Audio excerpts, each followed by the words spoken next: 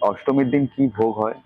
অষ্টমীর দিন পোলাও হচ্ছে, খিচুড়ি হয়, সাদা ভাত হয়, মাছ হয়, ২-৩ রকম মাছ হয়, আমিষ হয়, প্রতিদিনই আমিষ হয়। আর রাত্রিরের দিকে সপ্তমী, অষ্টমী, নবমী ৩ দিনই আমাদের লুচি ভোগ হয়। আচ্ছা, মানে আচ্ছা, আচ্ছা। সন্ধ্যেবেলা লুচি লুচির ফল। কি কোনো পরিমাণ আছে? মানে ৪ গন্ডার লুচি এরকম কিছু অনেক হ্যাঁ, মানে অনেক প্রায় ৫ কেজি ১০ হুম, কেজির লুচি মানে এরকম ভাবেই হুম, হতে থাকে। রোজই হয় প্রায় ১০ কেজি মতো। হুম, হুম। অষ্টমীর দিন আরো মানে ভালো করে একটু স্পেসিফিক মাকে ভোগ দেওয়া হয়, পোলাও আচ্ছা। হয়, পায়েস হয়, এই সমস্ত কিছু।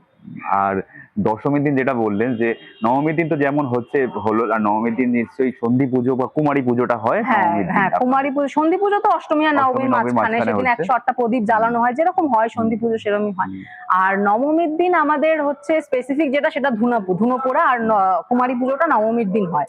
কুমারী পুজোটা হচ্ছে মানে যে কোনো ব্রাহ্মণ মেয়ে, তার ৭ বছরের কম হতে হবে, হুম, তার কুমারী পুজো হয়। তাকে মা একদম কুমারী রূপে, মা রূপে সাজিয়ে পুজো করা হয়।